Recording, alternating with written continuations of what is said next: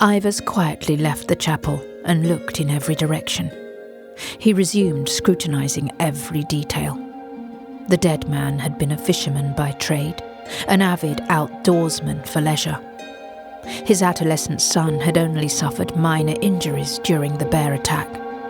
A son who was nowhere to be seen, and who wasn't at the service, it seemed. Why would he not attend his own father's funeral? A father who a marauding horde of rogue bears had killed. Something improbable under normal circumstances.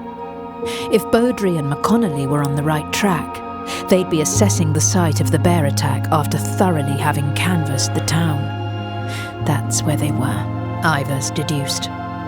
Now, where would a boy who hadn't attended his own father's funeral be? What exactly had happened out there? Ivers turned to face the chapel and watched the procession head toward the nearby graveyard with the casket. He went on ahead. The drab, greenish hue of cold, dank, algal gloom adorned each tombstone, more so than the rest of the town. As Ivers neared, he discerned a haunting figure in the burial grounds, alone and glaring down at a freshly dug grave. It was a chilling sight even for Ivers' hardened eyes. Had the boy been there the entire time?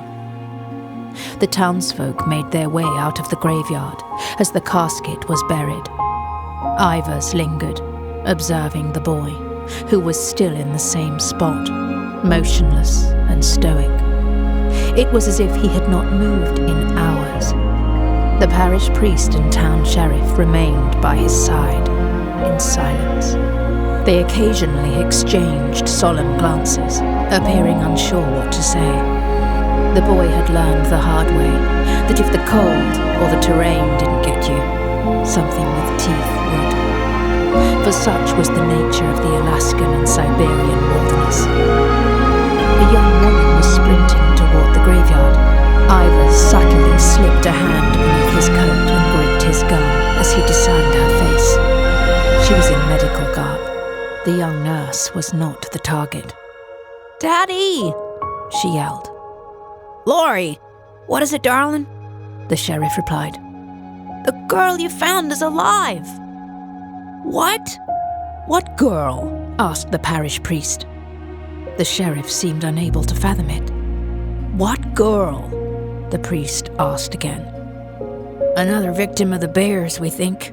The posse and me found her the other day, went out hunting for him," the sheriff muttered, mostly to himself, while staring at his daughter with disbelief.